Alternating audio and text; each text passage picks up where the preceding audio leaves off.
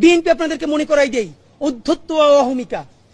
আপনাদের বডি ল্যাঙ্গুয়েজে, আরে ভাই 1 বছর আগে ছিলেন বিলাই, টক শোতে যান নাই, অনলাইনে কানেক্টেড হইছেন, সেখানেও কে যেন নক করছে, বাসা থুয়ে দৌড়াইতেছেন, মানে এটা তো আমরা মানি।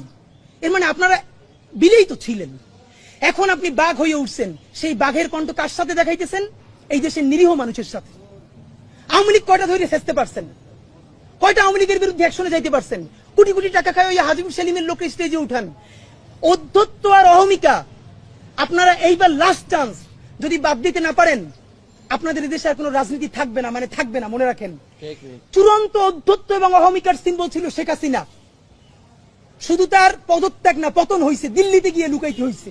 সুতরাং আপনারা তো তার ধারে কাছেও না। সালাউদ্দিন ভাই থেকে শুরু করে অন্যান্যরা সংস্কার কমিশনে যেই গার্ডস নিয়ে, যেই অ্যাটিটিউডে কথা বলেন, আমরা আহত হই। আমরা আপনাদেরকে শ্রদ্ধা করতে চাই। সালাউদ্দিন ভাই, আপনি গুম ছিলেন, বিএনপির কত মানুষের জীবন মেসাকার হয়ে গেছে, তাদেরকে ইন্টারভিউ করে দেখেন। প্রত্যেকটা মানুষ বিএনপির এই আচরণে, যারা বিএনপির জন্য জীবন দিছে, তারা আহত, তারা কাউরে বলতে পারে না।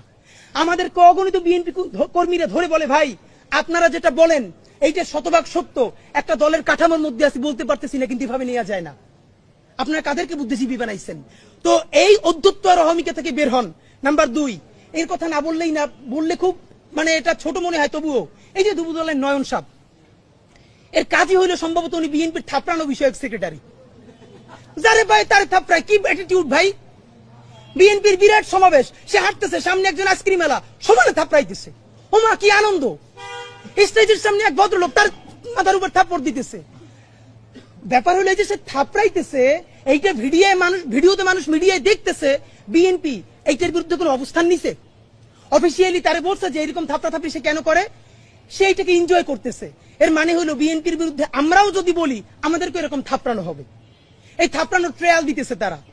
এই নয়নেরা যদি হয় বিএনপির ফিগার, যারা এখন মানুষটা খালি সমানে থাপড়ায় ডানে বামে তাকাইয়া, তাহলে সেই দলের যারা নীতি আছে, তারা মানুষকে পাথর মারবে না মারবে কি? চুমা দিয়ে মাইরে ফেলবে মানুষকে। অথচ যা করার তাই করছে, দলের নেতা মানুষকে থাপড়ায় আর তারা পাথর মারে। এখন আমরা জানি এই নয়নদের শক্তি কোথায়। নয়নরা থাকবে নিচে, চাঁদাবাজি করবে, টাকাটা আনবে, টাকাটা আইনে উপরে পাঠাবে কারো না কারো কাছে। তারা হবে ভদ্র সুশীল, তারা মপ করবে না, ইংলিশে কথা বলবে। আর নয়নরা নিচে চাঁদাবাজি করে উপরে দল চালাবে।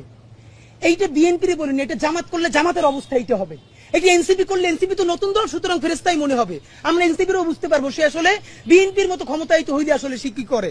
সুতরাং যুবদলের ব্যাপারে এটা মবের বয়ান। আপনাদেরকে একটা বলি, থানা ঘেরাওর কথা বলেছি। এখন যেটা সব থেকে কনসার্ন, আমরা যতবার নির্বাচন নিয়ে কথা বলেছি, আমাদেরকে বলেছে আমরা নির্বাচন চাই না। আপনারা নিজেরা কেউ বুকে হাত দিয়ে বলতে পারবেন যে এই যে অবস্থা বর্তমান দেশে চলতেছে, ভাবেন প্রকাশ্য দিবালোকে পাথর মেরে মানুষ মারা হচ্ছে, এই ভিডিও কোনো মিডিয়াতে আসে নাই। তৃতীয় দিনে যখন সোশ্যাল মিডিয়া আসলো, তারপর একটা প্রেসার তৈরি হলো, এখন গ্রেফতার হচ্ছে ঢাকায় প্রকাশ্য দিবালোকে। এই পুলিশের গার্ডস নিয়ে, এই আমলাতন্ত্র নিয়ে, এই সরকার নিয়ে এই দেশে কি নির্বাচন হবে? নির্বাচন তো হবেই না। আপনাদেরকে বলি, নির্বাচন নামে শত শত মানুষের জীবন চলে যাবে। আমাদের ধারণা সেই সিচুয়েশনকে তৈরি করে বাংলাদেশে আরেকটা 111 বা আরেকটা ইমার্জেন্সি তৈরি হবে। অথবা এই যে বিএনপি যেই কারণে নির্বাচন চাচ্ছে, একটা গণতান্ত্রিক পথ, আমার ধারণা তারা এই হোমওয়ার্কটা করে নাই। এই গণতান্ত্রিক পথে নির্বাচন দিয়া, এইরকম হাজার মানুষের জীবন দিয়া, এইখানে আন্তর্জাতিক বিশ্ব পুরো একটা পলিটিক্যাল সরকারকে প্রতিষ্ঠা করে দিবে।